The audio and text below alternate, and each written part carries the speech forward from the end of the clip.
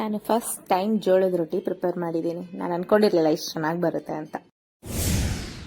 ಹೊಸ ದಿನ ಹೊಸ vibe. Welcome to my mini luck. ನೋಡಿ, ನನ್ನ ಮಕ್ಕಳನ್ನ ಆಚೆ ಬಿಟ್ಟು ಊಟ ಮಾಡಿ ಅಂದರೆ ಊಟ ಮಾಡ್ತಾ ಇರಲಿಲ್ಲ. ಸರಿ ಆಯಿತು, ನೀವು ಏನಾದರೂ ಮಾಡ್ಕೊಳ್ಳಿ ಅಂತ ಹೇಳಿ ನಾನು ಹೋಗಿ ಬಿಸಿನೀರು ಕಾಯಿಸ್ಕೊಂಡು ಕುಡಿದೆ. ನಾನು ಬಿಸಿನೀರು ಕಾಯಿಸ್ಕೊಂಡು ಕುಡಿದ್ರೆ ಇವಳು ಬಂದು ಅಲ್ಲೇ ನಿಂತಿದ್ದಾಳೆ. ಅದಾದ್ಮೇಲೆ ಗಂಜಿನೂ ಕಾಯಿಸ್ಕೊಟ್ರು ನಮ್ಮತ್ತೆ, ಅದನ್ನು ಕುಡಿದು ರೆಡಿಯಾಗಿ ನಾನು ಶಾಪ್ ಕಡೆ ಹೋದೆ. ಇವತ್ತು ಶಾಪಲ್ಲಿ ಹೋಗಿ ಸ್ವಲ್ಪ ಮೆಹಂದಿ ಪ್ರಾಕ್ಟೀಸ್ ಮಾಡೋಣ ಅನಿಸ್ತಿತ್ತು, ಅದಕ್ಕೆ ಪ್ರಾಕ್ಟೀಸ್ ಮಾಡ್ತಿದ್ದೆ. ಮನೆಗೆ ಹೋದ್ಮೇಲೆ ಸ್ವಲ್ಪ ಜೋಳದ ರೊಟ್ಟಿ ಮಾಡೋಣ ಅಂತ ಹೇಳಿ ಸ್ಲ್ಯಾಬ್ ಎಲ್ಲ ಕ್ಲೀನಾಗಿ ಒರೆಸ್ಕೊತಾ ಇದ್ದೆ. ಅದಾದ್ಮೇಲೆ ಇರೋ ಬೌಲ್ ತಗೊಂಡು ಕ್ಲೀನಾಗಿ ಒರೆಸ್ಕೊಂಡು ಆ ಬೌಲ್ ತಗೊಂಡು 2 ಕಪ್ ಬೌಲಲ್ಲಿ ಜೋಳದ ಹಸಿಟ್ಟು ಹಾಕ್ಕೊಂಡು ನಾನು ಫಸ್ಟ್ ಟೈಮ್ ಪ್ರಿಪೇರ್ ಮಾಡ್ತಿದ್ದೀನಿ. ಹೆಂಗೆ ಬರುತ್ತೋ ಇಲ್ವೋ ಅಂತ ಯೋಚನೆ ಮಾಡ್ಕೊಂಡೆ ಪ್ರಿಪೇರ್ ಮಾಡ್ತಾ ಇದ್ದೆ. ಅದಕ್ಕೆ 2 ಬೌಲ್ ಫಸ್ಟ್ ಮಾಡ್ತಾ ಇರೋದು.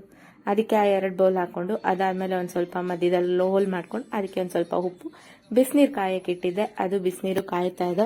ಫುಲ್ಲು ಬಿಸಿನೀರು ಮಳ್ಳಬೇಕಾದ್ರೆ ಎತ್ಕೊಂಡು ಬಿಸಿನೀರು ಹಾಕಿ ಚೆನ್ನಾಗಿ ಕಲಿಸ್ಕೋಬೇಕು. ಫಸ್ಟ್ ಬಿಸಿನೀರು ಹಾಕಿರ್ತೀರ ಕೈಯೆಲ್ಲ ಹಾಕಬೇಡಿ, ಸ್ಪೂನ್ ತಗೊಂಡು ಮಿಕ್ಸ್ ಮಾಡಿ ಆಮೇಲೆ ಸ್ವಲ್ಪ ನಿಧಾನಕ್ಕೆ ಮಿಕ್ಸ್ ಮಾಡ್ಕೊಳ್ಳಿ. ನಾವು ಎಷ್ಟು ಸಾಫ್ಟಾಗಿ ಮಿಕ್ಸ್ ಮಾಡ್ಕೋತೀವೋ ಅಷ್ಟು ಚೆನ್ನಾಗಿ ಬರುತ್ತೆ ಅಂತ ಅನ್ಕೊಂಡಿದ್ದೆ. ಬಟ್ ನಿಜ ಚೆನ್ನಾಗಿ ಬರುತ್ತೆ. ಅದನ್ನು ನೀವು ಕ್ಲೀನಾಗಿ ಮಿತ್ಕೋಬೇಕು. ಕ್ಲೀನಾಗಿ ಮಿಗ್ದು ಆಮೇಲೆ ಕ್ಲೀನಾಗಿ ತಟ್ಟಿದ್ರೆ ನಾರ್ಮಲ್ ನಾವು ರೊಟ್ಟಿ ತಟ್ಟದಂಗೆ ತಟ್ಬೋದು. ಕ್ಲೀನಾಗಿ ತಟ್ಟಿದ್ರೆ ಕ್ಲೀನಾಗಿ ರೊಟ್ಟಿ ಆಗುತ್ತೆ. ಅದಾದ್ಮೇಲೆ ಅಂಚಲ್ಲಿ ಹಾಕಿ 2 ಕಡೆನೂ ಕ್ಲೀನಾಗಿ ಬೇಯಿಸಿದ್ರೆ ರೊಟ್ಟಿ ರೆಡಿ ಆಗುತ್ತೆ.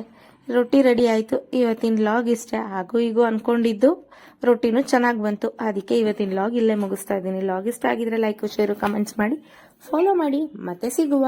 ಬಾಯ್.